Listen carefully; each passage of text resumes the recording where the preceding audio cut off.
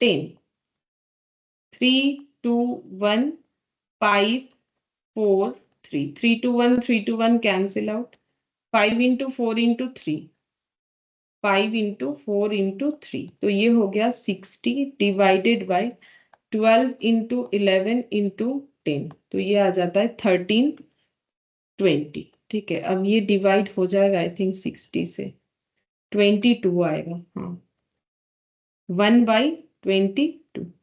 ठीक है, ये आ गया 1/22। अब 3 से मल्टीप्लाई करेंगे तो 3/22। अब इसका समेशन करना है। ठीक है, तो इसका समेशन कर लेते हैं। तो एक काम करते हैं, ये जो इसको भी अगर हम लोग 220 कर लेंगे तो हमारे लिए कैलकुलेशन आसान हो जाएगा। तो एक काम कर सकते हो, देखो ये भी चलेगा, ऐसा नहीं कि इसमें कुछ गलत है। 60/1320 आया था, तो ये देखो 60/1320 आया था। अब अगर हम लोग इसको कितने से करें, 3 से डिवाइड करने से होगा आई थिंक, 1320 डिवाइडेड बाई 3, अच्छा डिवाइडेड बाई 2, मतलब 6, 1320 डिवाइडेड बाई 6 करके देखो। हाँ, तो ये 10 और ये 220, ये मैंने इसीलिए रखा ताकि मेरे कैलकुलेशन में आसानी हो। मैंने वो ज्यादा ही शॉर्ट कर दिया था, वैसे भी होगा लेकिन उसमें कैलकुलेशन में थोड़ा मुश्किल होगा। 10/220, ठीक है, तो इसको कर लो 10/220, तो कैलकुलेशन करने में दिक्कत नहीं होगा। अच्छा, अब ये 10 into 3, 30/220। ठीक है, अब अगर हम लोग ऐड करेंगे तो देखो हमारे लिए कितना आसान हो जाएगा। 220 एलसीएम में आएगा, ऐड हो जाएगा कितना, 30 प्लस 140 प्लस 105, तो ये बन गया 275 डिवाइडेड बाई 220। ठीक है, अब डिवाइडेड बाई 220 भी कर लेते हैं, आ रहा है 1.25। अब देख लेंगे कि आंसर हम लोग का 1.25 है कि नहीं। ये वैसे इलास्ट्रेशन वाला था, चेक कर लेते हैं आंसर हम लोग का 1.25 है कि नहीं। हाँ, 1.25। ठीक है, तो ये हो गया। तो देखो एक सेम ऐसा क्वेश्चन मैंने वहाँ जो है एमसीक्यू वाला करवा दिया, एक हम लोग सेम ऐसा क्वेश्चन यहाँ से भी कर लिए। अच्छा, अब हम लोग लास्ट क्लास में जो है एवरेज सीखे थे कि प्रोबेबिलिटी का एवरेज कैसे होता है, जिसको हम लोग एक्सपेक्टेड वैल्यू बोलते हैं ऑफ रैंडम वेरिएबल, जिसको ई ऑफ एक्स और म्यू से डिनोट किया जाता है। आज हम लोग सीखेंगे स्टैंडर्ड डेविएशन का फॉर्मूला, जिसको हम लोग जो है प्रोबेबिलिटी के साथ यहाँ देखेंगे। ठीक है, तो देखो यहाँ पर एसडी का मतलब होता है स्टैंडर्ड डेविएशन। ठीक है, एसडी का मतलब होता है स्टैंडर्ड डेविएशन।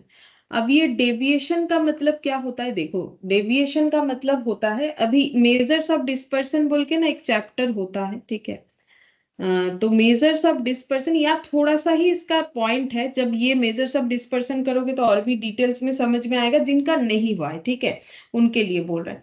बाकी सभी को समझ में आएगा, वहां भी फॉर्मूला ही पढ़ना है, ऐसा नहीं कि किसी को समझ में नहीं आएगा, लेकिन वहां इसका डिटेल्स होता है। यहाँ इसका जैसे एवरेज का भी अलग चैप्टर होता है, उसमें वो डिटेल्स में रहता है, लेकिन ऐसा थोड़ी कि हमें एवरेज नहीं समझ में आता है।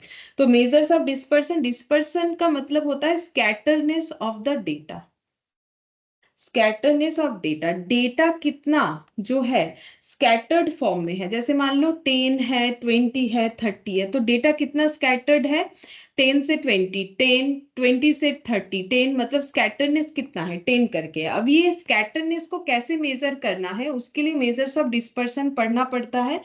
और जहां पर एक टूल्स होता है, क्योंकि स्टैटिस्टिक्स में हर एक चीज को मेजर, जैसे मान लो स्केल से कुछ मेजर कर सकते हो, किसी और इंस्ट्रूमेंट से कुछ और मेजर किया जाता है, उसी तरीके से जो स्टैटिस्टिक्स में क्या है, स्टैंडर्ड डेविएशन एक ऐसा टूल्स है जिससे हम लोग डेटा का स्कैटरनेस मेजर कर सकते हैं।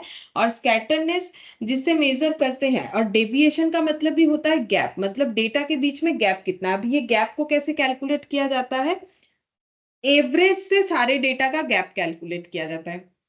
मैंने तो यहाँ डेटा टू डेटा लिख के दिखाया, बेसिकली ये भी गैप है, लेकिन यहाँ पर क्या किया जाता है, स्टैंडर्ड डिविएशन का जो चैप्टर होता है वहां पर हम लोग देखेंगे कि डेटा को कैसे करके डेटा का गैप मेजर किया जाएगा। डेटा सीरीज जो भी डेटा हमें दिया हुआ रहेगा हम लोग उसका एवरेज निकालते हैं, फिर उससे उस डेटा का गैप निकालते हैं। ठीक है, तो यहाँ हमें क्या समझना है, देखो अब स्टैंडर्ड डिविएशन लैंग्वेज आया तो मैंने बता दिया, यहाँ हमें गैप वैप मेजर नहीं करना है। यहाँ पर हमें क्या सीखना है, यहाँ पर हमें सिंपल ये सीखना है कि स्टैंडर्ड डेविएशन का फॉर्मूला होता है सिग्मा। ठीक है, मतलब एसडी को कैसे डिनोट करते हैं, ये वाले साइन से, इसको बोला जाता है सिग्मा। जैसे एवरेज को मैंने क्या बोला था, म्यू। अगर तुम लोगों ने देखा था लास्ट वाला क्लास, याद है तुम लोग को, तो मैंने यहाँ बता रखा है एवरेज को म्यू, ये वाला साइन। ठीक है, यू जैसा देखने में है, लेकिन यू का एक ही साइड में जो है ऐसे निकला हुआ रहता है, इसका इस साइड भी निकला हुआ है, इसको बोलते हैं म्यू। ठीक है, अच्छा, यहाँ पर स्टैंडर्ड डेविएशन को बोलते हैं सिग्मा, जिससे डिनोट किया जाता है। अब कुछ जो है कंडीशन, मतलब कुछ रिलेशन होता है। वेरिएंस इक्वल टू होता है स्टैंडर्ड डेविएशन का स्क्वायर। ठीक है, या फिर हम लोग इससे ये भी बोल सकते हैं कि वेरिएंस इक्वल टू हो जाएगा सिग्मा का स्क्वायर, क्योंकि एसडी मतलब सिग्मा होता है, अभी मैंने बोला अगर हम लोग इसको डिनोट करना चाहे। ठीक है, तो इससे हम लोग ये भी तो बोल सकते हैं, इससे S D equal to root over of variance, ये तो नॉर्मल मैथ्स है। ठीक है, S D equal to root over of variance, या फिर S D equal to root over of sigma. ठीक है, अब यहाँ पर और एक रिलेशन हमें याद रखना पड़ेगा, क्या, यहाँ पर जो प्रोबेबिलिटी है ना, उसमें तो देखो अलग ही जो है, ये जो है हमारे एसडी के चैप्टर में ऐसे सिखाया जाता है। बाकी यहाँ वेरिएंस को कैसे डिनोट किया जाएगा, ई ऑफ एक्स माइनस म्यू का होल स्क्वायर। ठीक है, अब ये क्यों होता है हम बता देते हैं। देखो अभी मैंने बोला कि डेटा डेटा जो होता है ना, देखो ये सब एक्स है, अगर तुम लोग इसको लिखना चाहो ना तो एक्स के नीचे 10 20 30 ऐसे लिखा जाता है स्टैटिस्टिक्स में। ये हो गया x, number of variables, x1 x2 x3, x का वैल्यूज ये है। ठीक है, मैंने अभी क्या बोला कि हम लोग को क्या करना है, डेटा का जो स्कैटरनेस यानी जो गैप या डेविएशन की डेटा में कितना कितना गैप है, वो अगर काउंट करना है तो हमें उसके एवरेज से काउंट करना चाहिए। ठीक है, तो देखो यहाँ पर डेटा और ये हो गया एवरेज। अब ये एवरेज कैसे हुआ, तो लास्ट क्लास में पढ़ाया कि म्यू ही एवरेज होता है, जिस पर भी हम लोगों ने क्वेश्चन किया।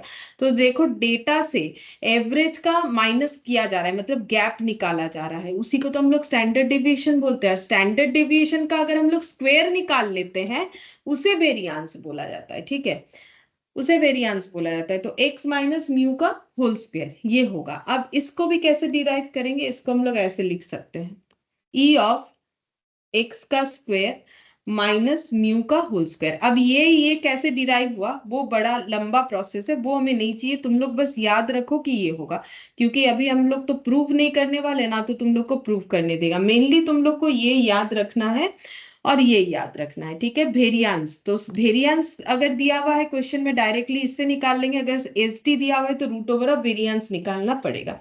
और एक रिलेशन याद रखना है, रिलेशन बिटवीन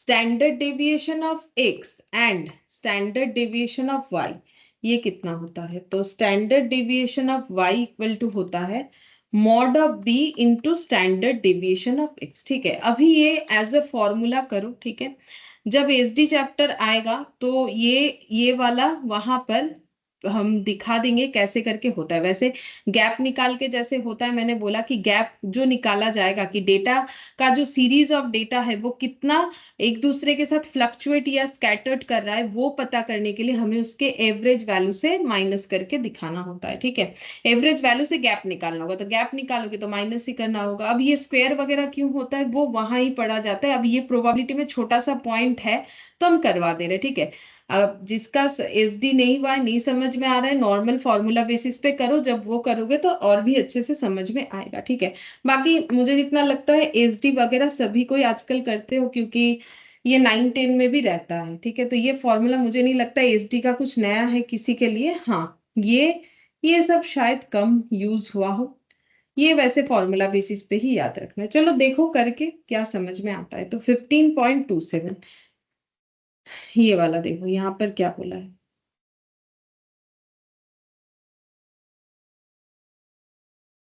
देखो बोल रहा है an unbiased coin is tossed 3 times, एक अनबाइस्ड कॉइन को 3 बार टॉस किया गया है। Find the expected value of number of hits and also its standard division. पहले तो वो निकालने बोला है एवरेज, बोल रहा है एक अनबाइस्ड कॉइन का मतलब है जो कॉइन ठीक है, मतलब ऐसा नहीं है उसको टॉस करने से या तो हेड आएगा या तो टेल, ठीक है।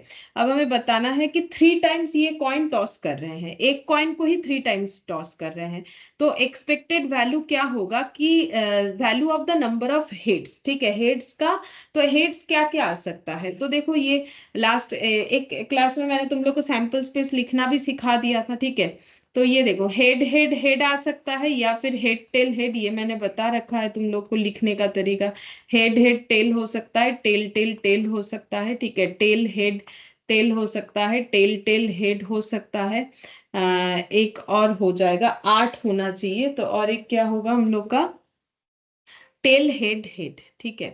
तो अच्छा, हेड रिलेटेड भी 4 और tail related 4, tail tail head tail tail head head head head head tail head head tail और टेल टेल, हाँ ये, ठीक है। तो ये सैंपल स्पेस होना चाहिए।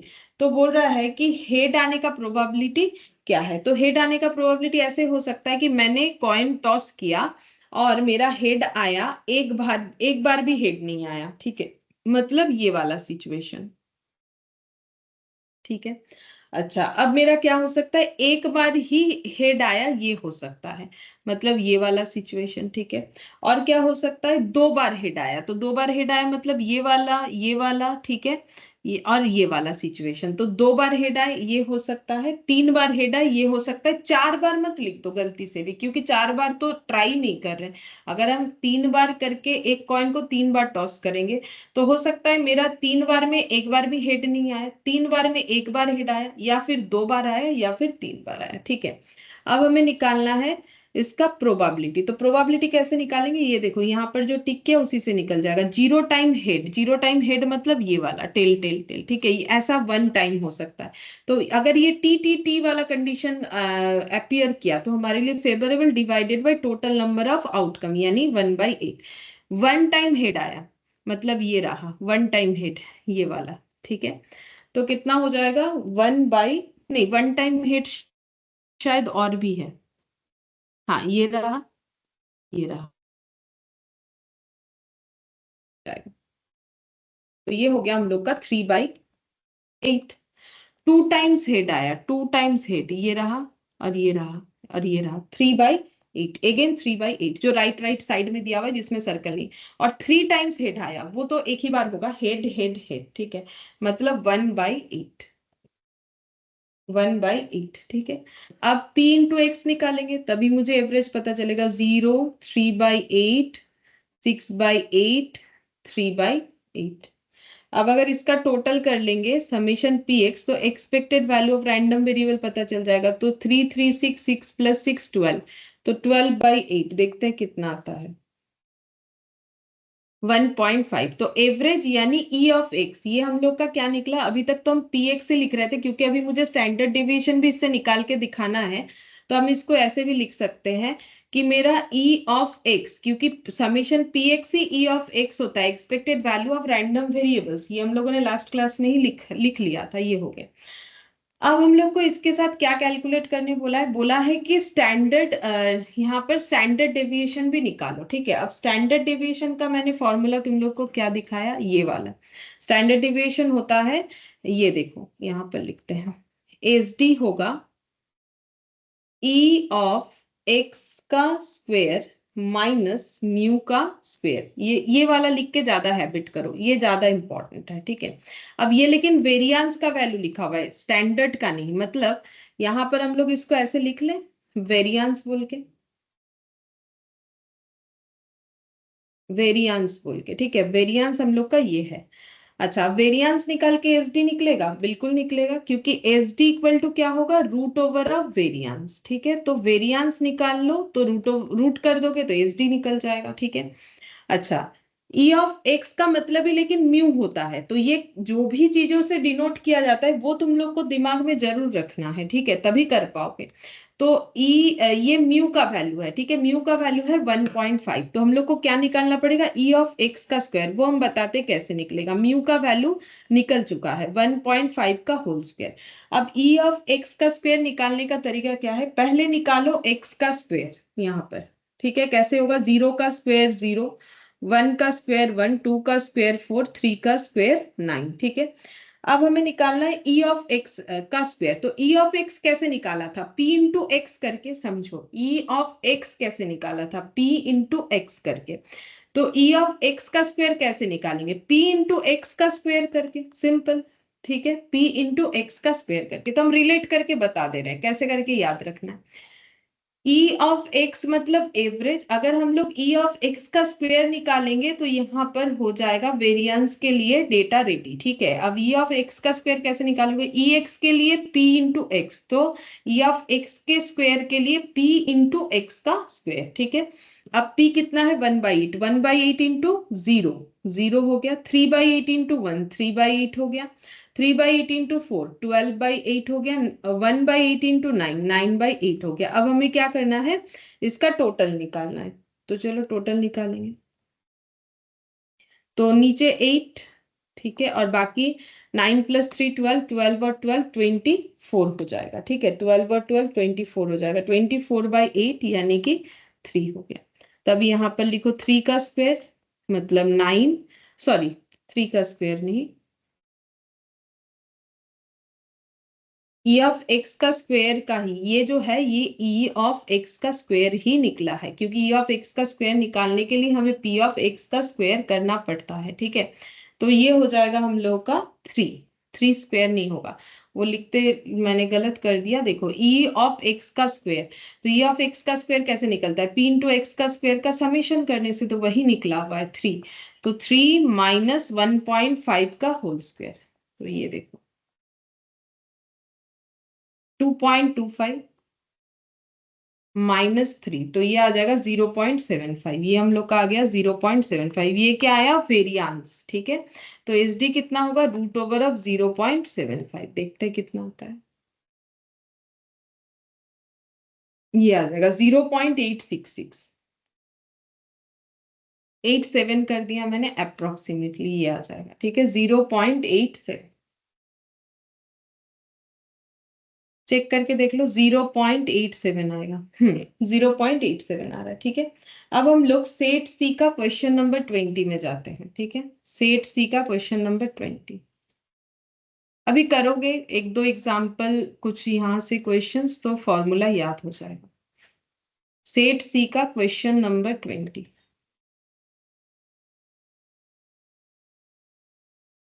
Probability distribution of random variable x given below, what is the standard deviation. हमें स्टैंडर्ड डिविएशन निकाल के देना है। एक्स पी सब हमें गिवन है, बस देख देख के लिखना है। तो यहाँ पर सेट सी क्वेश्चन नंबर 20, ठीक है। एक्स गिवन है, पी गिवन है, ठीक है। स्टैंडर्ड डिविएशन निकालने बोला है, तो मुझे पी एक्स चाहिए, एक्स का स्क्वायर चाहिए, पी एक्स का स्क्वायर चाहिए। क्यों, क्योंकि जैसे ही स्टैंडर्ड डेविएशन बोला तो दिमाग ऐसे चलाना है। स्टैंडर्ड डेविएशन मतलब हमें देखो ये फॉर्मूला पता है, सिंपल ये याद रखो, variance equal to E of x का स्क्वायर माइनस म्यू का स्क्वायर, ठीक है। म्यू कैसे निकलता है, ई ऑफ एक्स यानी कि पी ऑफ एक्स करके। तो ये निकालेंगे, इसका फिर जो भी आंसर आएगा इसका रूट करेंगे तो हमें आंसर मिल जाएगा, ठीक है। अभी वही किया हम लोगों ने, 1 2 4 5 6, 1 2 4 5 और 6, और p है 0.15 0.25 0.20,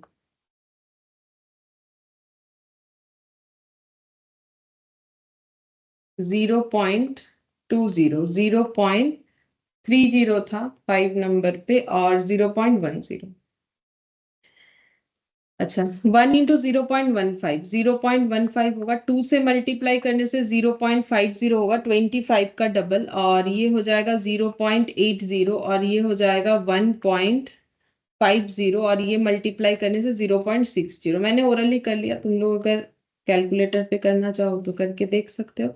0.5 0.5 1 1 1 2 हो गया, 2 और इधर हो गया 2.8 प्लस 0.6 प्लस 0.15, ठीक है, तो 3.55 ये हो गया dx। अच्छा, x का स्क्वायर निकालेंगे तो 1 का स्क्वायर 1, 2 का स्क्वायर 4, ये 16, 25 और ये 36। अब p इंटू एक्स का स्क्वायर करना है, मतलब 0.15। 4 इंटू 0.25 यानी कि 1 होता है, ठीक है। 16 इंटू 0.20 मतलब 3.2 आएगा। 25 इंटू 30, ये मुझे करके दे। 7.5। 36 इंटू 0.6 तो 21.6। अब इसका टोटल करेंगे, summation of P x square. 7.5, 3.2 और 1.15, ठीक है, 26.45। अब पी एक्स का मतलब क्या होता है, म्यू। म्यू का मतलब ई ऑफ एक्स, इसका मतलब ही होता है ई ऑफ एक्स या फिर म्यू, और इसका मतलब होता है ई ऑफ एक्स का स्क्वायर, ठीक है। तो यहाँ पर ई ऑफ एक्स का स्क्वायर कितना हो गया, 26 पॉइंट, यहाँ लिख लेते हैं 26.45, और म्यू का वैल्यू आया 3.55। 3.55 इसका स्क्वायर। अब देखते हैं 3.55 का स्क्वायर कितना आएगा। 12.6025 माइनस 26.45 कर लिया, 13.845। अब ये 13.84, अच्छा ये 15.45 आना चाहिए। अच्छा मेरा कुछ गलत हुआ है, 0.151, 3.2, 7.5, 21। अच्छा ये 21 नहीं होना चाहिए, 36 इंटू 0.10। अच्छा मल्टीप्लीकेशन गलत हो गया, तुम लोगों ने कुछ बोला नहीं, ये 3.6 आएगा, 36 नहीं आएगा। ये सॉरी, ये 36 आएगा, ये मल्टीप्लाई करने से 3.6 आएगा, ये मैंने गलत एडिशन कर दिया है फिर। तो ये हो जाएगा 0.15 प्लस 4.2 प्लस 7.5 प्लस 3.6, 15.45। ठीक है, ठीक कर देता हूँ। 15.45, 15.45, 3.55 इंटू माइनस 15.45, 2.8475। लेकिन मुझे एस डी निकालने बोला है, तो मुझे क्या करना पड़ेगा, एस डी मतलब वेरियांस का रूट होता है, तो इसका रूट, तो जितना आया 1.687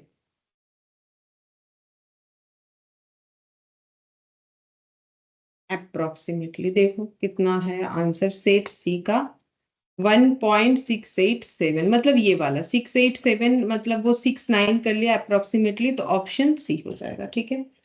अच्छा, अब नेक्स्ट हम लोग करेंगे एग्जाम्पल इलास्ट्रेशन वाला 28 नंबर, ठीक है, 28।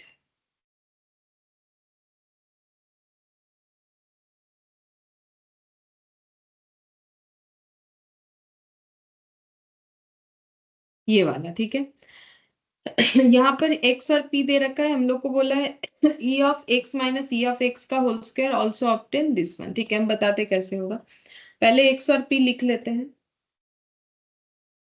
15.28 x और p, तो x है 4, 5, 7, 8, 10, 4, 5, 7, 8 और 10। p है 0.15, और कितना कितना है 15, 20, 40, 15, 10, 20, 40, 15 और 10, ठीक है। अच्छा, अब हम लोग को फाइंड आउट क्या करने बोला है, फाइंड आउट करने बोला है, चेक करो क्या फाइंड आउट करने बोला है। बोला है e ब्रैकेट के अंदर x minus E of x और होल स्क्वायर, मतलब ऐसे दिया हुआ है, देखो ऐसे दिया हुआ है।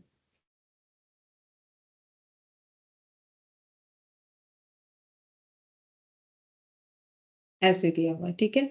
ये हमें फाइंड आउट करने बोला है, तो ये हम लोग का क्या होता है, वेरियांस होता है, ठीक है। ये वेरियांस है, देखो अभी मैंने लिख के दिखाया, ई ऑफ एक्स का स्क्वायर माइनस म्यू का स्क्वायर।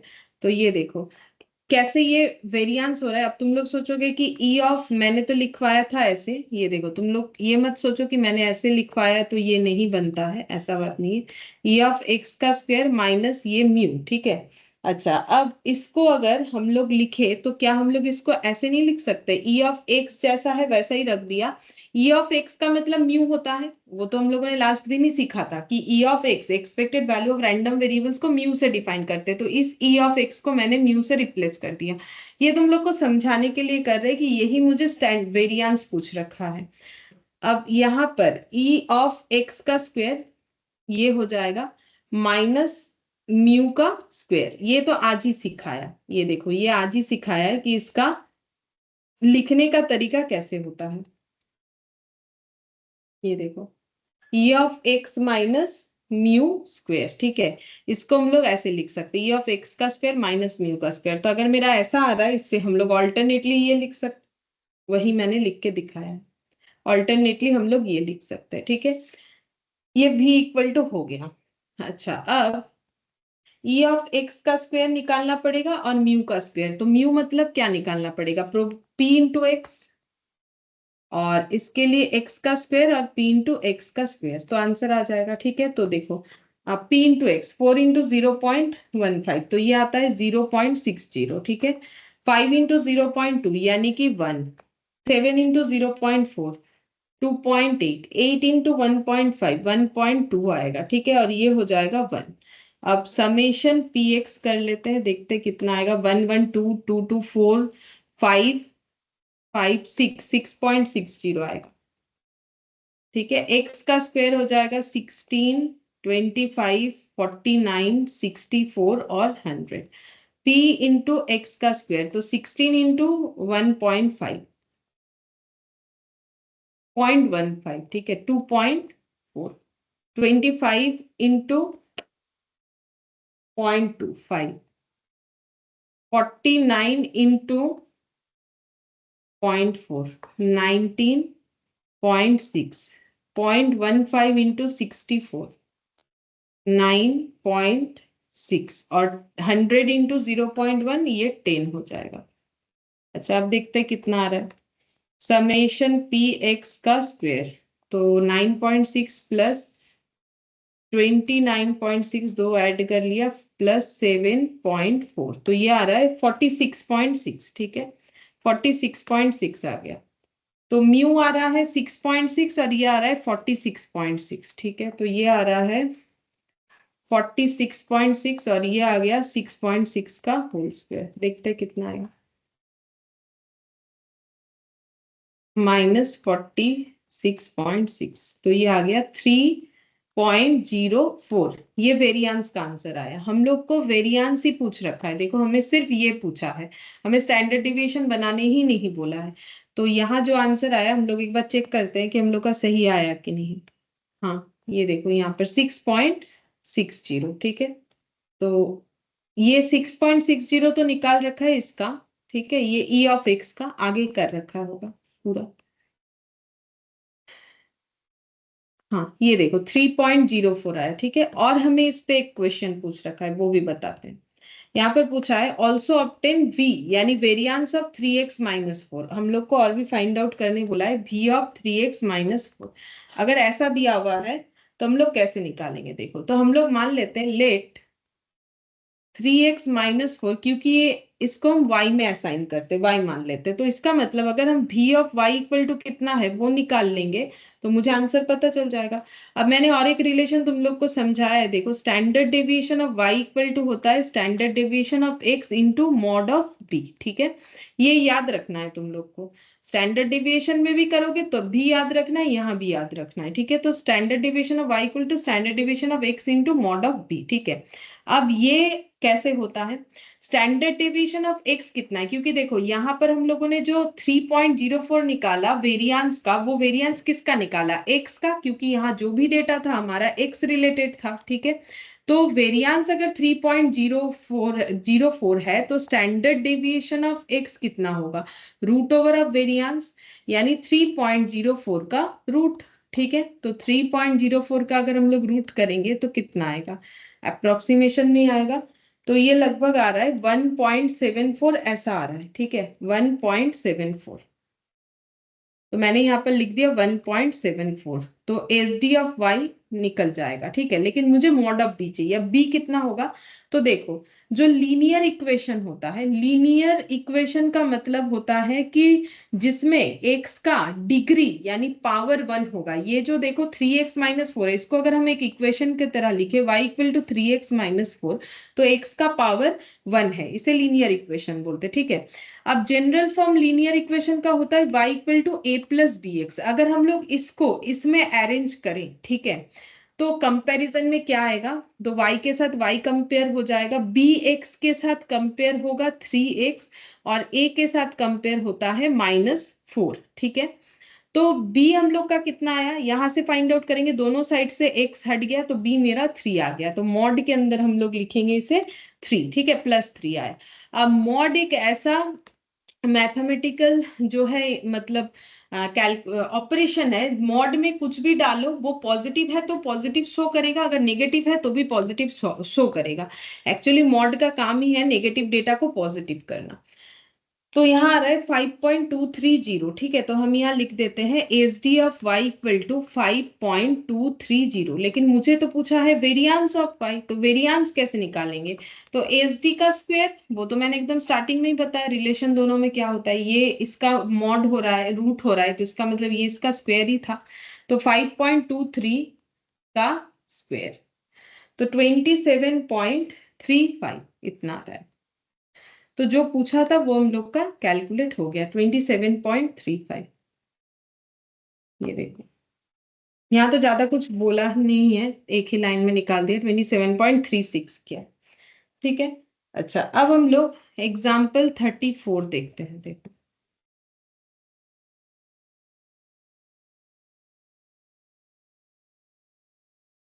ये वाला, रैंडम वेरिएबल x बता दिया, प्रोबेबिलिटी ऑफ x बता दिया, find the value of k, probability of x less than 3, x greater than equal 4, probability of 2 less than x less than equal to 5। आसान है, बताते हैं, क्वेश्चन देखने में इतना बड़ा है लेकिन आसान है। एग्जाम्पल 34 हम लोग को दिया हुआ है x और p ऑफ x। ठीक है, x कितना दिया हुआ है, देखो 0 1 2 3 4 5 6 7, 3 4 5 6 और 7। P ऑफ x कितना दिया हुआ है, P ऑफ x दिया हुआ है 0 2 के 3 के 0 2 के 3 के 2 के स्क्वायर, 2 के स्क्वायर, 7 के स्क्वायर, 2 के स्क्वायर प्लस के। ठीक है, क्या फाइंड आउट करने बोला है पहले देख लेते हैं। बोला है कि फाइंड द वैल्यू ऑफ के, सबसे पहले तो के निकालेंगे। ठीक है, के निकालेंगे कैसे, देखो हम लोग पहले ये प्रोबेबिलिटी जो एक्स का है उसका टोटल करते हैं। ठीक है, तो इसका टोटल कितना आ जाएगा, 2 + 3 5 + 1 6 7 8 8, यहाँ पर एक के और है, तो ये हो गया 9 के प्लस के स्क्वायर है एक बार, यहाँ 7 बार, 8 9 10 10 के स्क्वायर, इसका टोटल करेंगे तो इतना निकल के आ रहा है। ठीक है, अच्छा अब हम लोग को क्या पता है कि प्रोबेबिलिटी का वैल्यू ऑलवेज 1 होता है, टोटल प्रोबेबिलिटी क्या होता है, ऑलवेज 1 होता है, तो प्रोबेबिलिटी ऑफ एक्स भी कितना होगा, 1। यहां से हम लोग बोल सकते हैं 9 के प्लस 10 के स्क्वायर इक्वल कितना होगा, 1 होगा। अब इसको सॉल्व करो, यहाँ से के निकालेंगे, के ही तो पूछा था, 10 के स्क्वायर, मिडिल टर्म फैक्टराइजेशन करोगे जो कि सभी को पता है, 10 यहाँ पर हो जाएगा 2 5 10, 5 1 जा 5। ठीक है, तो 5 इंटू 2, 10 -1 के -1। ठीक है, तो 10 के स्क्वायर प्लस 10 के -1 इक्वल 0, तो 10 के कॉमन ले लो, k+1, k+1, ठीक है। तो यहाँ पर दो फैक्टर k+1, 10k-1। अब यहाँ से k का वैल्यू निकालेंगे, k+1 0, तो k इक्वल टू कितना हो जाएगा, -1। 10k-1 0, 10k1, k equal to 1/10, ठीक है। अब कौन सा वैल्यू लेना चाहिए, मतलब k का दो वैल्यू निकल के आया, -1 और 1/10, क्या दोनों ही लेना है या कोई एक लेना है? तो हमें k का वैल्यू 1/10 ही लेना है। क्यों? क्योंकि k नेगेटिव नहीं हो सकता है, क्योंकि प्रोबेबिलिटी कभी नेगेटिव नहीं हो सकता, क्योंकि ये k जो है ये सभी प्रोबेबिलिटी में मल्टीप्लाई होगा। तो क्योंकि प्रोबेबिलिटी कभी नेगेटिव नहीं हो सकता है, तो k भी नेगेटिव नहीं होगा। k can't be negative as it denote probability, ठीक है। ये हमें खुद से समझना पड़ेगा, प्रोबेबिलिटी थोड़ी ना कभी कोई चांसेस नेगेटिव में थोड़ी ना हो सकता है, ठीक है। प्रोबेबिलिटी जो है वो हम लोग का कभी भी नेगेटिव नहीं हो सकता, क्योंकि के प्रोबेबिलिटी को डिफाइन कर रहा है यहाँ पर। तो ये भी हम लोग का के का आंसर हमें 1/10 लेना है, ठीक है। तो के का आंसर हम लोग नेगेटिव वाला वैल्यू नहीं लेंगे। अच्छा, अब ये हो गया पहला क्वेश्चन का आंसर। इसके बाद हमें पूछा है second, third and fourth, p < 3 होने से क्या होगा। चलो, ये पहला हो गया, सेकंड वाला p < 3, इसका लेस देन थ्री का मतलब p का वैल्यू क्या क्या हो सकता है, p का वैल्यू 0 हो सकता है, मतलब प्रोबेबिलिटी का वैल्यू < 3 होना चाहिए। तो क्या क्या आएगा, < 3 मतलब 0 1 2, ये देखो ऊपर का 0 1 और 2। अच्छा, तो ये या फिर probability of x equal to 1, या फिर यानी और होने से प्लस होता है, और प्रोबेबिलिटी x इक्वल टू 2, ये बन सकता है, ठीक है। अब x इक्वल टू 0, अब चेक करो, x इक्वल टू 0 होने से प्रोबेबिलिटी ऑफ x कितना है, 0 है। अच्छा, और अगर x का वैल्यू 1 हुआ तो प्रोबेबिलिटी ऑफ x कितना होगा, 2k, और ये 3k। बस देख देख के वैल्यू लिखना है, कोई नया चीज नहीं है, बस देने का तरीका प्रोबेबिलिटी वाइज है। तो ये हो गया 5k, 5k का वैल्यू निकालेंगे। अब k हम लोगों ने कितना ले लिया, 1/10, कंफर्म है कि हमारा 1/10 होगा, तो 1/2 हो गया। फिर थर्ड नंबर पे देखते हैं, देखो थर्ड नंबर पे क्या दिया है, थर्ड नंबर पे दिया है p of x greater than equal 4, greater than equal to 4 मतलब x का वैल्यू क्या क्या आ जाएगा, x का वैल्यू आ जाएगा 4, ठीक है, और क्या आ जाएगा उससे बड़ा 5, ठीक है। कहाँ तक जाना पड़ेगा, देखो मैक्सिमम 7 तक है, तो 5 आएगा, 6 आएगा और 7 आएगा। ये तो हमें क्वेश्चन के अकॉर्डिंग ही बताना है ना, जैसा क्वेश्चन में रहेगा।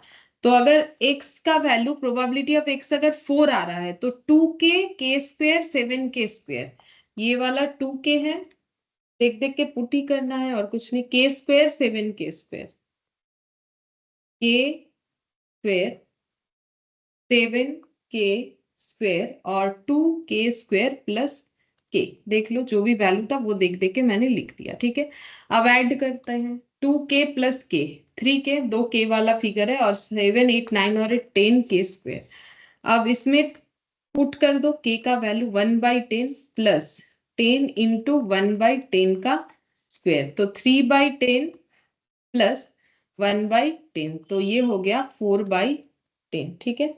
बस इतना निकालना है। फोर्थ नंबर पे देखते हैं क्या बोला है, प्रोबेबिलिटी ऑफ 2, ऐसा कुछ है, 2 less than x less than equal to 5, 2 less than x less than equal to 5, इसका मतलब क्या होता है, x का वैल्यू 2 लेस देन x मतलब x ग्रेटर देन 2, ठीक है। तो x का वैल्यू 2 से ज्यादा होगा, मतलब 3 होगा, और क्या हो सकता है 4 होगा, लेकिन 5 तक ही जाएगा, क्योंकि लेस देन इक्वल टू 5 है, मतलब 5 तक जाएगा। तो 2 के बाद 3 4 और 5 तक जाएगा, क्योंकि सिंपल सा बात है, x less than equal to 5 का मतलब x का वैल्यू 5 से कम और 5 के बराबर, ठीक है। तो 5 से कम मतलब क्या हो जाएगा, 4 हो सकता, 5 होगा, 5 से बराबर है तो उसके आगे 4 होगा, 3 होगा, 2 1 0, लेकिन 2 1 0 क्यों नहीं लेंगे, क्योंकि 2 लेस देन x है, मतलब x ग्रेटर देन 2 है, मतलब सीधा बात है 3 4 5, ये तीन ही चीज आएगा, बाकी कुछ नहीं आएगा, ठीक है। तो अब अगर 3 है तो आंसर कितना आएगा, और 4 है तो क्या वैल्यू क्या होगा, 4 है तो 2k, 5 है तो k², यहां से देख देख के लिख दिया, और अगर 3 है तो k, ठीक है, के मतलब 3k प्लस के स्क्वेयर, तो 3k मतलब 3 इंटू 1/10 और 1/10 का स्क्वेयर मतलब 100, तो 3/10 प्लस 1/100, 30 प्लस 1 31, ठीक है, 31/100 ये आ जाएगा, 31/100 ये हो जाएगा।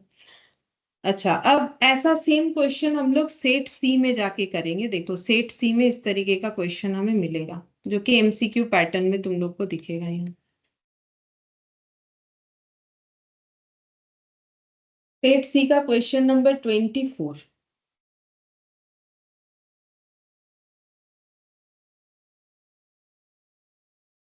ये देखो, the probability distribution of a random variable is as follows, variance of x. अच्छा, हमें वेरिएंस निकालने बोला है एक्स का, ठीक है, तो निकाल सकते हैं हम लोग आराम से।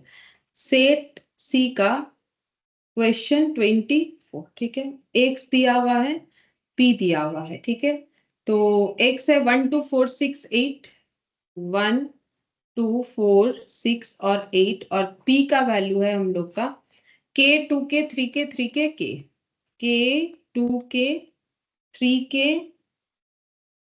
3k और k, ठीक है। तो हम लोग को बोला है वेरिएंस निकालने के लिए, पहले दिमाग में ये बैठा लो कि वेरिएंस कैसे निकलता है। तो वेरिएंस का मतलब होता है, वेरिएंस ऑफ एक्स है, ठीक है, तो वेरिएंस का मतलब होता है ये वाला सिंपल, ई ऑफ एक्स का स्क्वायर माइनस म्यू का स्क्वायर, ठीक है।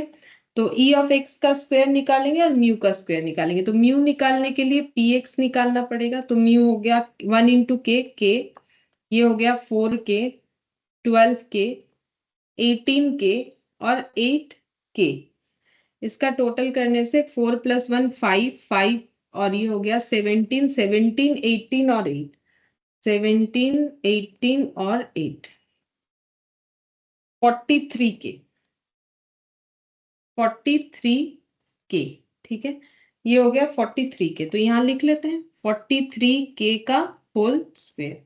अच्छा, और x का स्क्वायर निकालेंगे तो 1 4 16 36 और 64, और p इंटू एक्स का स्क्वायर कर लेते हैं, तो p इंटू मतलब k 8k 48k 108k और ये हो जाएगा 64k, तो 8 प्लस 48 प्लस 108 प्लस 65, क्योंकि वहां एक 1 है तो 229k, ठीक है, ये आ रहा है। तो ई ऑफ एक्स का स्क्वायर मतलब 229k हो गया, ठीक है। अब इसका कैलकुलेशन करेंगे तो k कितना होगा हमें पता है, प्रोबेबिलिटी ऑफ x होता है 1, और प्रोबेबिलिटी ऑफ x को ऐड करेंगे, ठीक है, ये वाला प्रोबेबिलिटी ऐड करेंगे तो 1 2 2 + 3 5 5 + 3 8 9 10 10k हो गया। तो हम लोग बोल सकते हैं कि ये 10k इक्वल टू 1 हुआ, तो k इक्वल टू 1/10। अब ये वैल्यू पुट करेंगे तो पता चल जाएगा, तो 229 इंटू 1/10 माइनस 43 इंटू 1/10 का स्क्वायर, ठीक है, स्क्वायर है इस पे तो स्क्वायर तो लिखना पड़ेगा। अब डिवाइडेड बाय 10 करेंगे, 22.9, 43/10 इंटू 4.3, तो ये हो गया 18.49,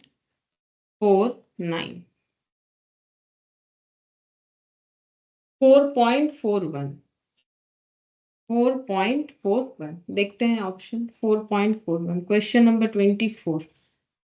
हाँ, ये रहा ऑप्शन बी, ठीक है। तो आई होप के स्टैंडर्ड डेविएशन वाला फॉर्मूला भी याद हो रहा होगा तुम लोग। नेक्स्ट हम लोग यहाँ पर एक जो है पॉइंट हम पहले लिखवा देते हैं, उसके बाद उस पे क्वेश्चन करेंगे, आसान है, ठीक है।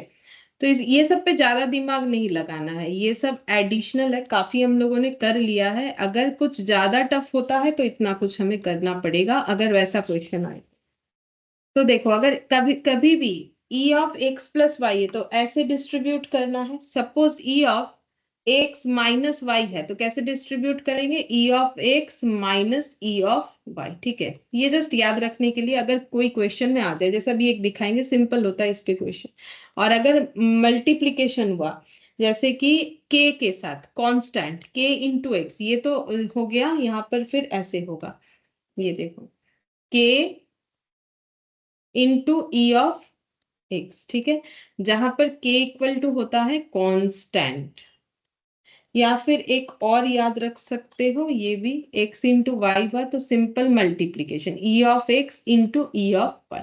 मतलब क्या याद रखना है, अगर मेरा एक्सपेक्टेड वैल्यू x का नहीं देके एक्स वाई का टोटल दिया है तो ऐसे डिस्ट्रीब्यूट होगा e of x plus E of y, minus दिया है तो e of x minus E of y, multiply दिया है तो e of x into E of y, और अगर k के साथ मल्टीप्लीकेशन दिया है तो इस तरीके से हो जाएगा k into E of x। ठीक है, अच्छा अब इस पे क्वेश्चन है इसीलिए मैंने पहले लिखा है क्वेश्चन, सेट ए का क्वेश्चन नंबर 53। वहां एक बार जाते हैं, लिखवा दिया तो वहां से एक बार करवा देते, फिर सेट सी में ही आएंगे। क्वेश्चन नंबर 53, ये वाला, if x and y are random variables having expected value as 4.5 और 2.5, एक्स वाई दो रैंडम वेरिएबल है, दोनों का एक्सपेक्टेड वैल्यू है 4.5 और 2.5, मतलब ऐसे बोल रहा है सेट ए का question number 53, expected value of random variable x question में गिवन है, expected value of random variable y ये भी क्वेश्चन में गिवन है, क्या है 4.5 और 2.5, 2.5। ठीक है, अब बोल रहा है कि then the expected value of x minus y, तो हमें पूछा है expected value of x minus y, तो क्या करना है, ये दोनों डिस्ट्रीब्यूट कर देना, e ऑफ x गिवन है, e ऑफ y गिवन है, ठीक है 2। ठीक है, हो गया ऑप्शन ए। मतलब ऐसा क्वेश्चन आ गया तो मतलब बोल सकते हो कि बिना मेहनत के ही नंबर मिल जाएगा। ठीक है, इसमें ज्यादा कुछ मेहनत करना नहीं है हमें।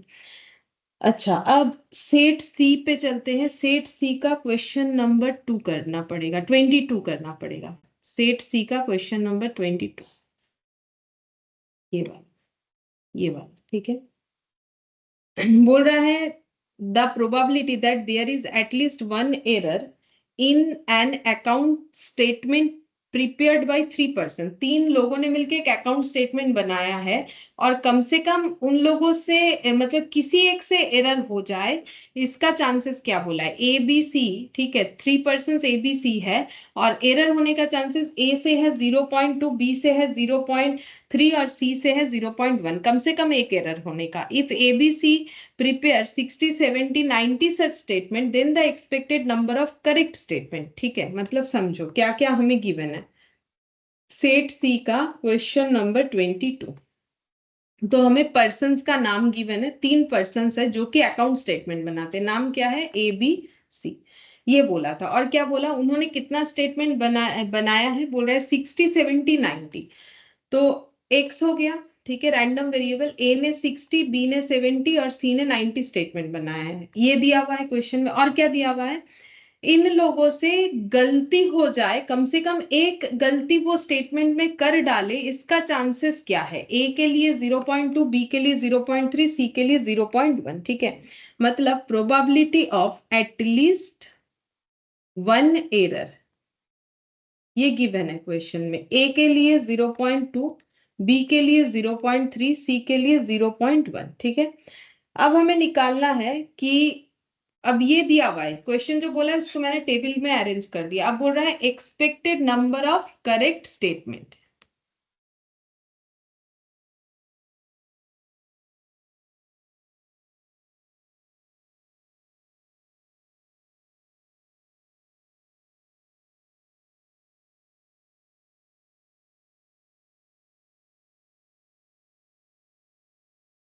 अच्छा एक सेकंड तुम लोग वेट करो तो वहां पे।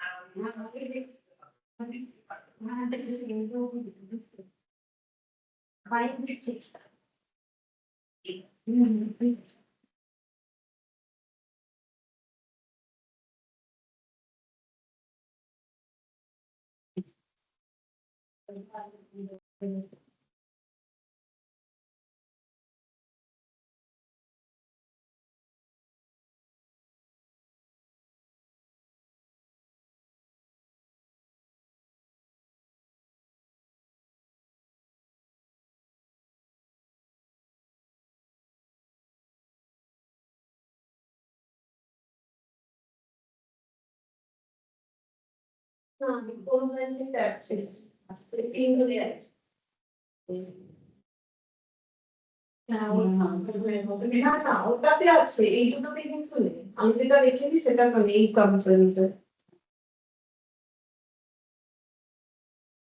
সেটা আমি খোলার সময় ভাবছিলাম যে ট্যাগ গুলো কেন নেই।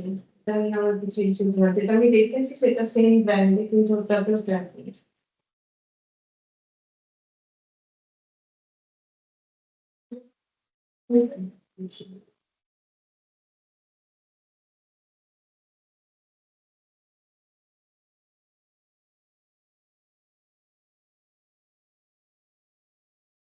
ठीक है, देखो तो 0.8, 0.7 और 0.9, ठीक है। तो अब इस पे हमें निकालना है, बोला है कि प्रोबेबिलिटी ऑफ, देखो क्या बोला है कि probability expected number of correct statement का एवरेज, एक्सपेक्टेड मतलब एवरेज, ठीक है। तो प्रोबेबिलिटी ऑफ करेक्ट ये निकल गया, मतलब प्रोबेबिलिटी ऑफ सी, ठीक है। अब मुझे क्या निकालना चाहिए, एक्स इंटू, ठीक है, x into probability of x होता है, तो यहाँ करेक्ट को मैंने c से डिनोट किया है, तो वही हो जाएगा। तो 60 इंटू 0.8 और 70 इंटू 0.7 और 90 इंटू 0.9। तो e ऑफ x म्यू ये हो जाएगा 48, 49 और 81, 178, ठीक है। 178 यानी कि ऑप्शन सी,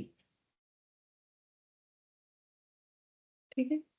अच्छा, अब नेक्स्ट हम लोग करेंगे एग्जाम्पल नंबर 32, मतलब एक्सरसाइज का, यहाँ से 32।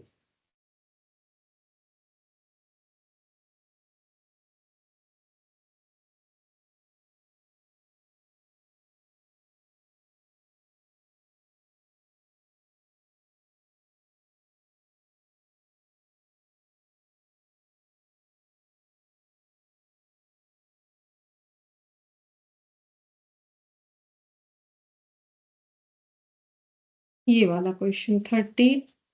तो यहाँ पर बोला है, देखो, a number is selected at random from a set containing the first 100 natural numbers, ठीक है। तो 100 नेचुरल नंबर से हमें कुछ नंबर रैंडमली सिलेक्ट करना है, and another number is selected at random from another set containing the first 200 natural numbers, what is the expected value of the product. तो अगर 100 नेचुरल नंबर में से कुछ नंबर और 200 नेचुरल नंबर में से कुछ नंबर सिलेक्ट करते हैं, तो उसका सम कितना होगा, ठीक है। देखो कैसे होगा।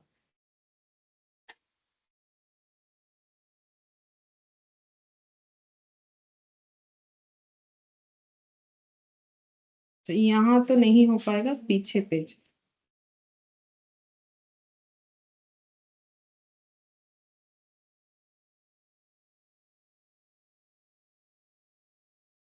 X P 1, 2, 3 ... 100 natural numbers. अच्छा, और एक y ले लेते हैं, 1, 2, 3 ... 200 नेचुरल नंबर्स। प्रोबेबिलिटी, और यहाँ पर p इंटू वाई, ठीक है।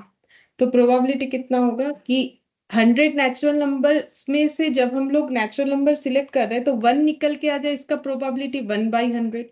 2 निकल के आ जाए, इसका प्रोबेबिलिटी भी 1/100, क्योंकि 2 तो एक ही होगा ना। तो 100 में से 2 निकल के आए, तो इसका चांसेस 1/100। 3 में 3 निकल के आए, इसका भी 1/100।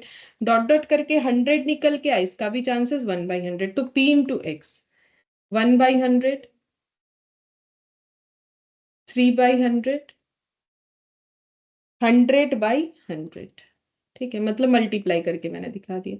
फिर यहाँ भी वही 1 निकल के इसका चांसेस 1/200, बस नीचे का सैंपल स्पेस चेंज हो जाएगा। 2 नहीं, 1/200। 3 का 1/200, फिर डॉट डॉट करके 200 इंटू 1/200। अच्छा, ये 1/200 लिखेंगे। अब मल्टीप्लाई 1 इंटू 1/200 मतलब 1/200। ये भी 1/200। मल्टीप्लाई जब होगा 2 हो जाएगा, ठीक है। और 3 इंटू 3/200 डॉट डॉट करके 200/100, 200/1/200 मतलब।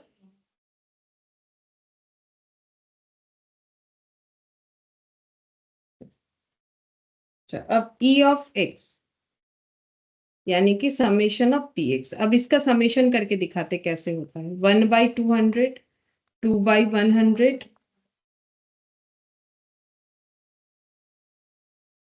100 इंटू 1/100, ठीक है। इसका लिखने का तरीका हम थोड़ा सा चेंज करते ताकि तुम लोग को ना अच्छे से समझ में आए कि इसमें कौन सा फॉर्मूला लगेगा। ये 1 इंटू 1/100 हुआ था ना, तो हम इसको स्प्लिट करते हुए लिखेंगे क्योंकि यहाँ एक हमें फॉर्मूला यूज करके करना पड़ेगा। 3 इंटू 1/100, ठीक है। अच्छा, अब देखो समेशन यहाँ पर 1/100 अगर हम लोग कॉमन ले लेते हैं तो क्या बचेगा, 1+2+3 प्लस डॉट डॉट प्लस जो है 100 बचेगा, ठीक है। ऐसे नहीं करेंगे तो फिर हम लोग इसको नहीं कर पाएंगे क्योंकि ये तो हम लोग का जो है सीरीज में आ गया ना। तो देखो, एक रूल्स होता है,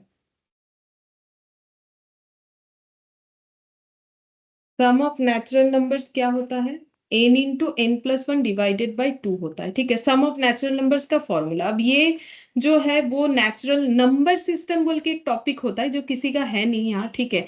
तो उसमें ये पढ़ाया जाता है। तो मैंने पहले बोला है, देखो ये तुम लोग का थोड़ा एडिशनली हम करवा रहे हैं क्वेश्चंस, ठीक है। तो इसको जो है जितना याद कर पाओ करो, अगर लगता है कि ज्यादा टफ लग रहा है तो मत करो, कोई प्रॉब्लम नहीं है क्योंकि इतना आएगा नहीं। जितना आना चाहिए मैंने करवाया, ये सब एडिशनल है, ठीक है। फिर भी sum of natural numbers n into n+1 divided by 2 होता है। तो टोटल 100 नेचुरल नंबर्स है, तो 100+1/2 इसका आंसर होगा, मतलब 50 इंटू 101, ठीक है। तो 50 इंटू 101 ये हम लोग का आंसर हो जाएगा यहाँ पर 1/100।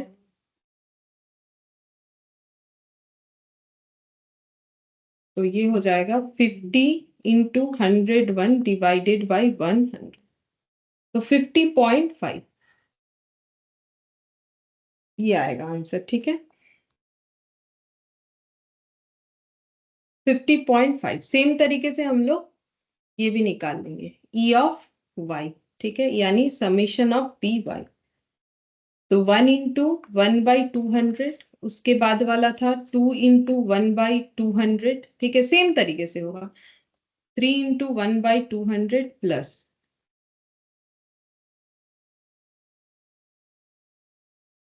100 इंटू 1/200, सॉरी 200 इंटू 1/200 लास्ट में।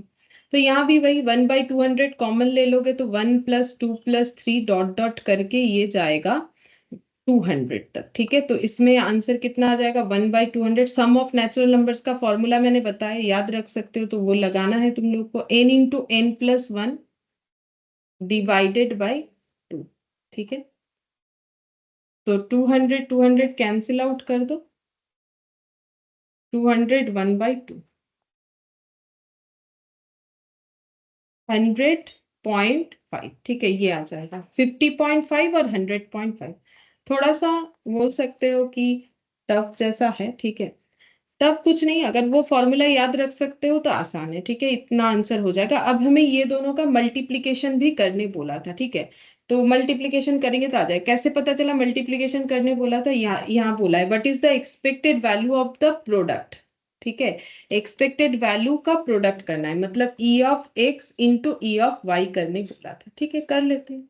तो यहाँ पर हो जाएगा 50.5 इंटू 100.5। तो ये हो जाएगा 5075.85, ठीक है।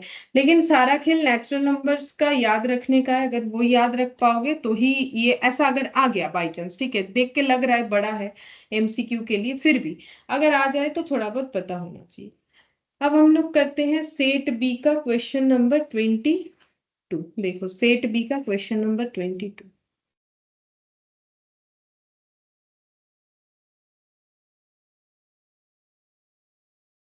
अच्छा, इसमें क्या बोला है देखते हैं। इसमें बोला है कि if two random variables x and y are related as y equal to -3x plus 4, standard deviation of x is two the standard deviation of y, ठीक है।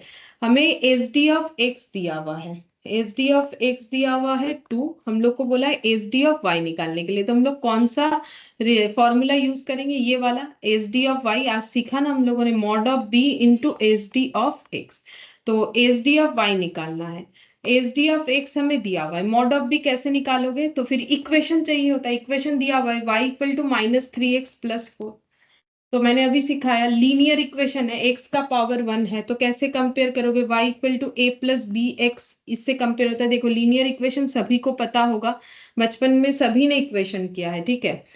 तो यहाँ कंपेयर करेंगे तो -3x के साथ bx कंपेयर होगा, तो b इक्वल टू हो गया -3। अब यहाँ पर -3 लिखेंगे, जैसे कि मैंने बोला मॉड में से कोई भी नंबर बाहर आता है तो वो पॉजिटिव होता है, बिकॉज वो है ही उसका फंक्शन कि वो पॉजिटिव करके दे हमें, ठीक है। तो 6 ये आंसर आ जाएगा, यानी ऑप्शन हम लोग का बी, ठीक है। अगर कोई माइनस को मतलब माइनस को मॉड में डालने के बाद भी चेंज नहीं करेगा तो फिर वो -6 पे टिक करके आएगा, जो कि गलत होगा, ठीक है। अच्छा, अब देखो नेक्स्ट हम लोग करेंगे 23, सेट सी का ही 23 नंबर।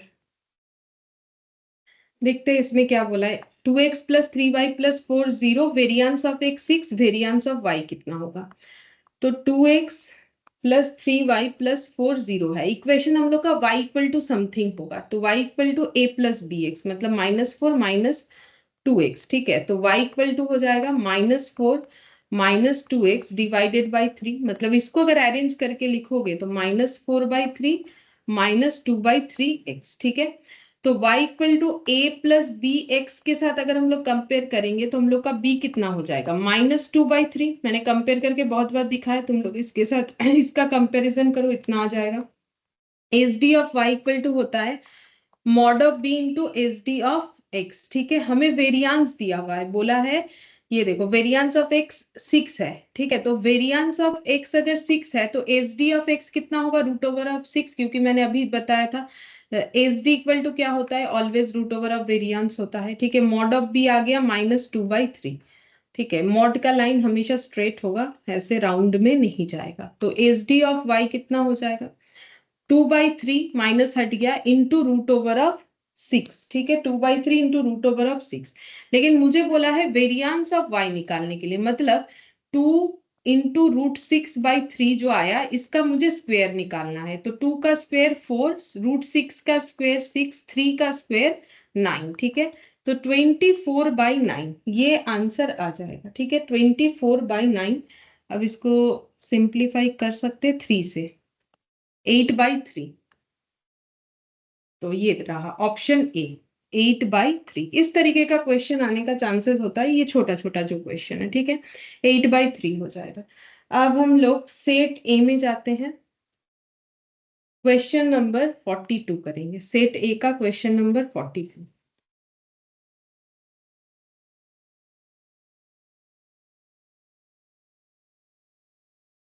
ये वाला देखो, बोल रहा है कि if random variable x assumes the value x1 x2 x3 x4, मतलब x का वैल्यू क्या है, x1 है, x2 है, x3 है, x4 है। और क्या बोला है, और बोला है कि कॉरेस्पॉन्डिंग प्रोबेबिलिटी P1 से P4 तक, ठीक है। तो प्रोबेबिलिटी है P1 P2 P3 P4, ठीक है। हम लोग को Px निकालना है, तो x1 देखो क्या निकालने बोला है, हम बता देते हैं। एक्सपेक्टेड वैल्यू, तो एक्सपेक्टेड वैल्यू मतलब Px, तो x1 P1, ठीक है, x2 P2, फिर x3 P3, x4 P4, simple multiply. अब E ऑफ x का मतलब क्या हो जाएगा, summation of P of x। तो summation of P of x क्या होगा, x1 P1 plus x2 P2 plus x3 P3 plus x4 P, ठीक है, ये देखो प्लस X4P4, मतलब ऑप्शन सी हो गया। सिंपल, ये कुछ था ही नहीं। ऐसा क्वेश्चन आने का चांसेस भी होता है, ठीक है, कि एक्सपेक्टेड वैल्यू निकालने दिया, एक्स वेक्स देख के लोग घबरा जाते हैं कि क्या होगा, ठीक है। ये हो गया 54th नंबर। अब करेंगे 54th में, देखते हैं क्या बोला है। यहाँ पर बोला है कि if variance of a random variable x is 23, मतलब वेरिएंस ऑफ एक्स बोला है 23, ठीक है। अब देखते हैं क्या बोल रहा है आगे। Then what is the variance of 2x plus 10, तो वेरिएंस ऑफ 2x प्लस 10 कितना होगा ये निकालने बोला है। तो हमें पता है कि S D of y equal to mod of b into S D of x होता है, ठीक है। अच्छा, अब अगर हम मान लेते हैं कि let y equal to 2x plus 10, तो बेसिकली मुझे वेरिएंस ऑफ वाई निकालने बोला है, ठीक है।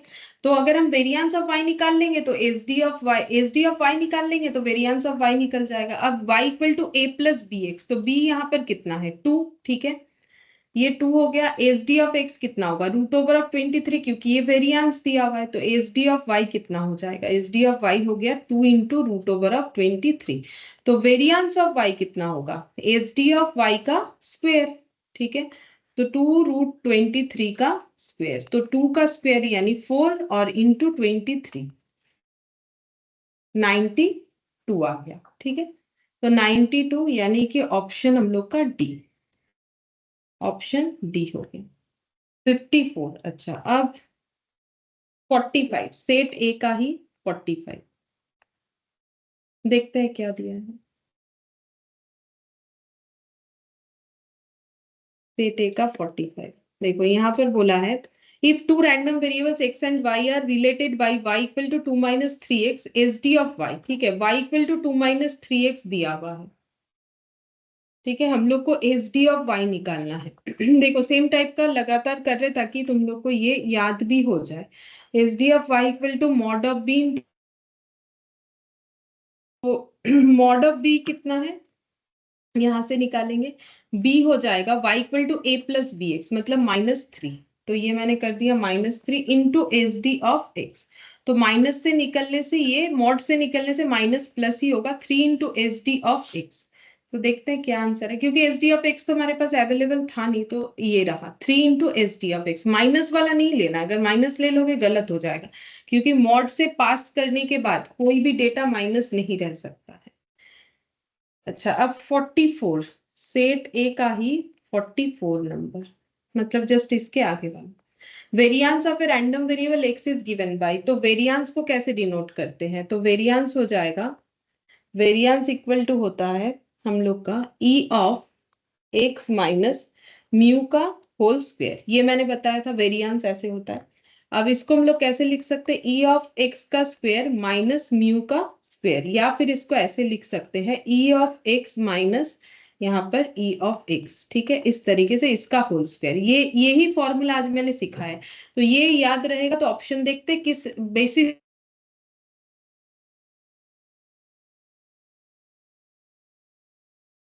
Of x minus E minus x का होल स्क्वायर, ये वाला, ठीक है।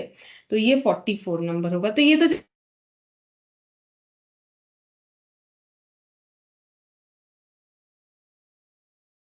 नंबर करेंगे, देखो 55 नंबर, सेट ए का 55। यहाँ पर बोला है कि what is the probability of having at least 1 6 from 3 throw of a perfect dice, ठीक है।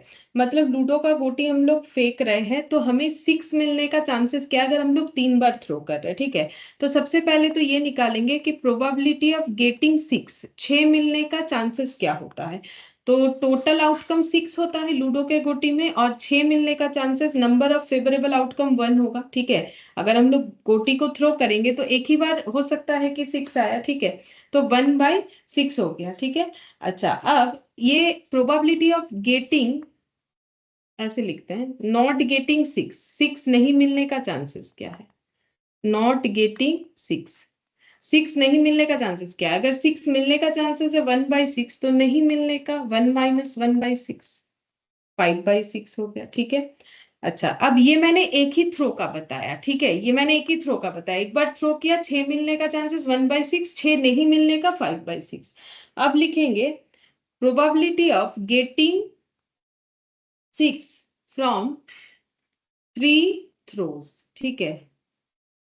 तो 3 थ्रो से 6 मिलने का चांसेस कितना होगा? पहले वाले से 1/6, एक बार करने से 1/6 एंड, यानी कि मल्टीप्लाई, फिर 1/6 एंड 1/6, क्योंकि एक बार का 1/6, तो एक बार एंड, दूसरा बार एंड, तीसरा बार, तो 1/6 1/6 इंटू 1/6 यानी 1/6 का होल क्यूब, ठीक है। अच्छा, अब नेक्स्ट हम लोग लिखेंगे गेटिंग, यहाँ पर ऐसे लिखते हैं, देखो अब अगर हम लोग 1 से माइनस करते हैं यहाँ पर 5/6 का होल क्यूब, ठीक है, 5/6 का होल क्यूब क्या है? प्रोबेबिलिटी ऑफ, ऐसे लिख देते, probability of not getting 6 from 3 throws, वो कितना है? 5/6 एंड 5/6 एंड 5/6, तो 5/6 का होल क्यूब, ठीक है। तो यहाँ पर हम लोग अगर 1 से 5/6 का होल क्यूब लेस करते हैं तो हमें जो आंसर मिलेगा, ठीक है, हमें जो आंसर मिलेगा वो किस चीज का मिलेगा? हमें वो आंसर मिलेगा कि प्रोबेबिलिटी ऑफ गेटिंग 6, ये देखो वही बोला है, ये देखो प्रोबेबिलिटी ऑफ गेटिंग एटलीस्ट 1/6, ठीक है। तो ये 5/6 का मतलब एक बार भी 6 नहीं आने का चांसेस, और 1 का मतलब क्या होता है? 1 का मतलब होता है टोटल प्रोबेबिलिटी, और टोटल प्रोबेबिलिटी में क्या है? गेटिंग 6 भी है एंड नॉट गेटिंग 6 भी है, गेटिंग 6 भी है, नॉट गेटिंग 6 भी है, ठीक है। तो उसमें से अगर ये क्या है? ये है नॉट गेटिंग 6, नॉट गेटिंग 6, ठीक है, तो वो लेस कर देंगे तो गेटिंग 6 आ जाएगा, तो 1 माइनस 5/6 का होल क्यूब, ठीक है। तो ये वाला ऑप्शन डी होगा। तो ये थोड़ा सा मान सकते हो इम्पोर्टेंट है क्वेश्चन, अलग तरीके से इसे कैलकुलेट करके मैंने दिखाया, ठीक है। तो 6 मिलने का चांसेस फ्रॉम 1 थ्रो 1/6, नहीं मिलने का 5/6, तो 3 थ्रो से कैसे होगा? 1/6 एंड 1/6 एंड 1/6, और नहीं मिलने का 5/6 एंड 5/6 एंड 5/6, तो 1 माइनस 5/6 का होल क्यूब, ठीक है, और 1 यहाँ पर करेंगे तो हमें मिल जाएगा प्रोबेबिलिटी ऑफ नॉट गेटिंग 6। अच्छा, अब नेक्स्ट हम लोग करेंगे लास्ट क्वेश्चन, सेट सी का क्वेश्चन नंबर 14, यही लास्ट क्वेश्चन है और प्रोबेबिलिटी भी कंप्लीट होगा, ठीक है। सेट सी का question number 14,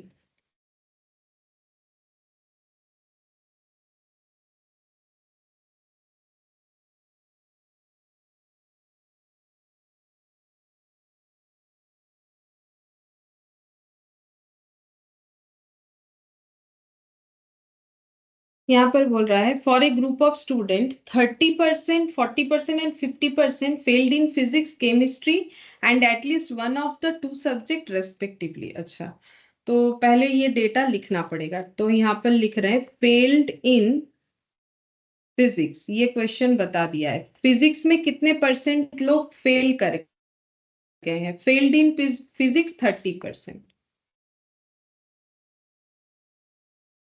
failed in chemistry, ठीक है, केमिस्ट्री में कितने लोग फेल कर गए? 40%, ठीक है, यहाँ पर लिख लिया मैंने 40%, और फेल्ड इन, उसके बाद क्या डेटा है?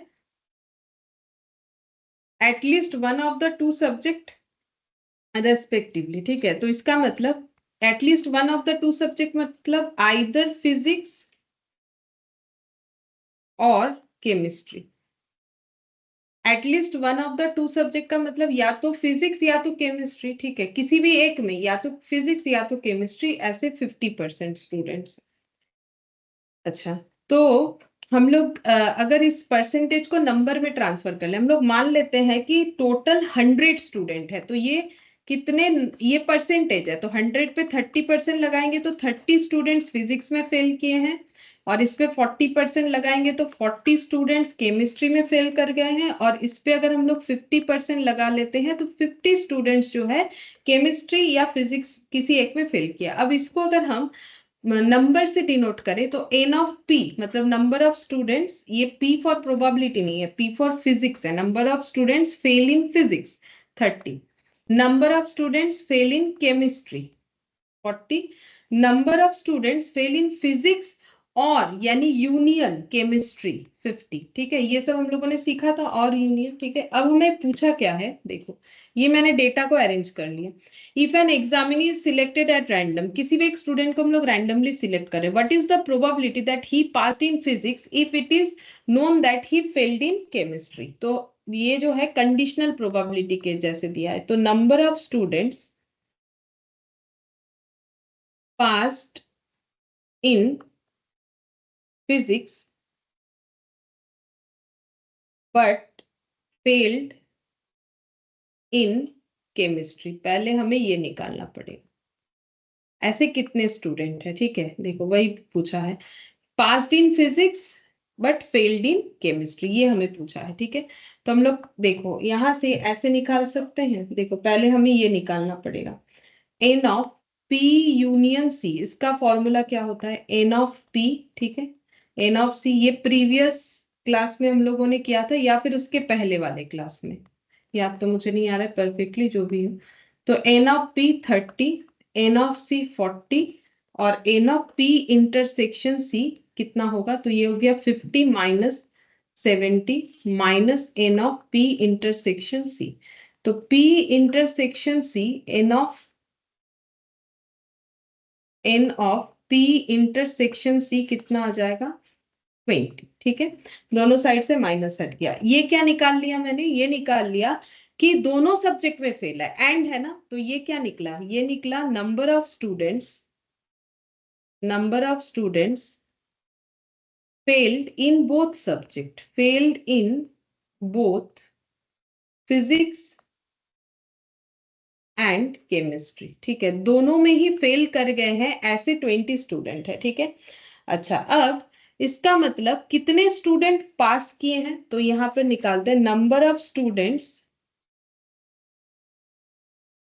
पास्ड, कितने स्टूडेंट ऐसे जो पास किए। अगर टोटल 100 स्टूडेंट था, जो कि मैंने यहाँ एज्यूम किया है, उसमें से एक चीज तो कंफर्म हुआ कि 20 स्टूडेंट फेल कर गए पूरा पूरी। ठीक है, दोनों सब्जेक्ट में, मतलब ये लोग फेल कैटेगरी में आ गए। तो इसका मतलब 80 स्टूडेंट्स जो है उनके कैटेगरी में क्या क्या आएगा। अब 80 स्टूडेंट ऐसे हो सकते हैं कि इन्होंने या तो फिजिक्स में सिर्फ पास किया है, आइदर पास्ड इन फिजिक्स, या फिर आइदर पास्ड इन केमिस्ट्री, ये हो सकता है, या फिर दोनों पास्ट इन बोथ। ये तीन ही कैटेगरी हो सकता है, इससे ज्यादा तो नहीं हो सकता। ठीक है, तो अब हम लोग ऐसे निकाल सकते हैं, देखो हमें पता है number of students who passed in physics, वो कितने हो जाएंगे, number of students who passed in physics. देखो टोटल 100 स्टूडेंट्स है, जिसमें से 30 फेल कर चुके हैं फिजिक्स में, ऊपर डेटा से हम लोग निकाल सकते हैं ना, तो यहाँ पर हो जाएगा 70। Number of students who passed in chemistry, तो टोटल 100 स्टूडेंट था एजम्पशन के अकॉर्डिंग, और हम लोगों ने देखा कि फेल केमिस्ट्री में फेल कर चुके हैं 40 स्टूडेंट्स। ठीक है, तो ये हो जाएगा 60। ठीक है, ये 60 स्टूडेंट्स जो पास किए हैं। अच्छा अब हम लोग यहाँ पर ऐसे लिखते हैं P यूनियन C। ठीक है, तो n of P plus n of C minus n of P intersection C। P union C कितना है, P यूनियन C फिजिक्स और केमिस्ट्री। ठीक है, फिजिक्स और केमिस्ट्री ये दोनों में, ये वाला ये पी यूनियन सी नहीं है। ठीक है, फेल वाला नहीं है, ये फेल वाला था। ठीक है, ये जो पी यूनियन सी किया था ये मैंने फेल वाला किया था। अब पी यूनियन सी जो हम करने वाले वो पास वाला करने वाले। तो number of student passed in physics 70, number of student passed in chemistry 60। ठीक है, और यहाँ पर minus n of P intersection C, दोनों में पास कितने लोगों ने किया वो हमें नहीं पता, टोटल पास किया है 80। ठीक है, टोटल 80 स्टूडेंट्स हैं जो कि फिजिक्स और केमिस्ट्री दोनों में पास की, ये पास के बेसिस पे किया है। ठीक है, तो यहाँ पर 80 और यहाँ हो जाएगा 130 n of P intersection C. ठीक है, अब 80 माइनस 130 हो गया 50 माइनस 50, तो n of P intersection C हो जाएगा 50। N of P intersection C हो गया 50, मतलब number of students passed in both, ठीक है, पास्ड इन बोथ का आंसर मिल गया कितना, 50, दोनों में पास कर रहे, ठीक है। तो ओनली फिजिक्स में कितने लोग पास किए वो निकालेंगे, number of students only passed in physics, सिर्फ फिजिक्स में कितने लोग पास किए हैं, ठीक है।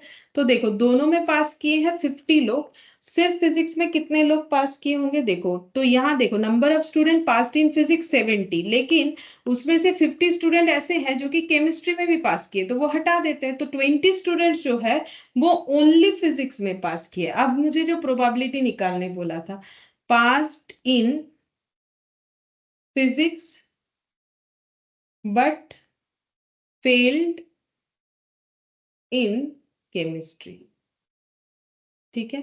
तो ये कंडीशनल प्रोबेबिलिटी, तो out of failed in chemistry निकालना है, तो फेवरेबल केस तो 20, और जो फेल्ड इन केमिस्ट्री है वो कितने लोग है, फेल्ड इन केमिस्ट्री है 40, ठीक है। तो यहाँ पर हो गया 40 कंडीशनल प्रोबेबिलिटी, क्योंकि कंडीशन हो गया ना यहाँ पर, तो 1/2, ठीक है, 1/2, यानी ऑप्शन हम लोग का हो जाएगा ए, ठीक है, ये ए हो गया। तो ये क्वेश्चन थोड़ा सा लेंदी है, तो हम लोग को क्या बोला था, हम एक बार रिपीट कर देते हैं। हम लोग को कितने लोग केमिस्ट्री में फेल किया उसका परसेंटेज बताया था, कितने लोग फिजिक्स में और कितने लोग या तो फिजिक्स या तो केमिस्ट्री में, तो हम लोगों ने उससे नंबर निकाल लिया। तो number of students failed in physics, failed in chemistry, failed in physics या फिर केमिस्ट्री, तो हम लोग को आंसर निकालने बोला है कितने स्टूडेंट ऐसे हैं जो कि फिजिक्स में पास किए बट केमिस्ट्री में फेल किए। तो केमिस्ट्री में फेल कितने वो तो हमें पहले से ही पता है 40, लेकिन फिजिक्स में कितने लोग पास किए वो हम लोग कैसे निकाले, ठीक है। तो देखो टोटल नंबर ऑफ स्टूडेंट्स जो कि फिजिक्स या केमिस्ट्री दोनों में फेल किए 50, तो वहां से हम लोगों ने निकाल लिया कि बोथ सब्जेक्ट में कितने स्टूडेंट फेल किए, 20, टोटल स्टूडेंट 100 है, उसमें से अगर 20 स्टूडेंट्स कोई ना कोई सब्जेक्ट में फेल किया है तो पास करने वाले स्टूडेंट्स का जो नंबर है वो 80 है, तो मुझे पास करने वाले स्टूडेंट का नंबर तो मिल गया 80, लेकिन वहां से ढूंढना पड़ेगा कि फिजिक्स में कितने लोग पास किए। अब ये 80 में कैसे स्टूडेंट होंगे, या तो सिर्फ फिजिक्स में पास करने वाले या तो सिर्फ केमिस्ट्री या दोनों में। अब वो कैसे निकाले, तो देखो फिजिक्स में पास फेल किए हैं 30, तो फिर पास किए हैं 70, केमिस्ट्री में फेल किए थे 40 स्टूडेंट्स, तो पास किए हैं 60। अब यहाँ पर हम लोगों ने फॉर्मूला लगाया फिर से कि number of student passed in physics और chemistry equal to n of P n of C, ये लिख दिया, ठीक है। तो दोनों में पास करने वाले स्टूडेंट्स है 80, क्योंकि उसी से पास कैटेगरी डिफाइन होता है। अब सिर्फ फिजिक्स में पास 60, सिर्फ केमिस्ट्री में पास 60, ठीक है। तो दोनों में पास करने वाले स्टूडेंट कैलकुलेट कर लिया हम लोगों ने 50, यानी फिजिक्स एंड केमिस्ट्री दोनों में पास करने वाले लोग हैं 50। अब हमें पता है जो फिजिक्स में पास किए वो 70 है, मतलब ये देखो ये अगर फिजिक्स का सर्कल है ये केमिस्ट्री का सर्कल है, तो सिर्फ फिजिक्स में पास किए हैं 20, ठीक है, और दोनों दोनों केमिस्ट्री में भी पास कर गए थे, ठीक है, फिजिक्स और केमिस्ट्री दोनों में पास कर गए थे, ऐसे स्टूडेंट होंगे 50, तभी तो ये 50 + 20 70 होगा। और केमिस्ट्री के केस में वैसे होगा, ये 10 ओनली केमिस्ट्री 10 और केमिस्ट्री फिजिक्स मिला के 60, ठीक है। तो हमें ये पता चल गया कि सिर्फ फिजिक्स में पास करने वाले 20 है। हमें बोला है कि ये बताओ कि passed in physics but failed in chemistry, तो passed in physics 20, failed in chemistry conditional probability, तो जैसे मैंने फॉर्मूला बताया तो उसी हिसाब से किया, और यहाँ पर 40 फेल्ड इन केमिस्ट्री, तो फेल्ड इन केमिस्ट्री हमें ऊपर मिलेगा, ये देखो फेल्ड इन केमिस्ट्री, ठीक है। तो ये थोड़ा सा एमसीक्यू के पैटर्न के हिसाब से देखो तो बड़ा है, लेकिन ये जो स्टैंडर्ड डेविएशन वाला छोटा छोटा क्वेश्चन है ना, ये आ सकता है एग्जाम में, इस तरीके का आता है एमसीक्यू पैटर्न का, ठीक है। ठीक है, फिर प्रोबेबिलिटी हम लोग का कंप्लीट हो गया, नेक्स्ट क्लास में हम लोग कोई दूसरा चैप्टर स्टार्ट करेंगे, ठीक है, फिर आज इतना ही।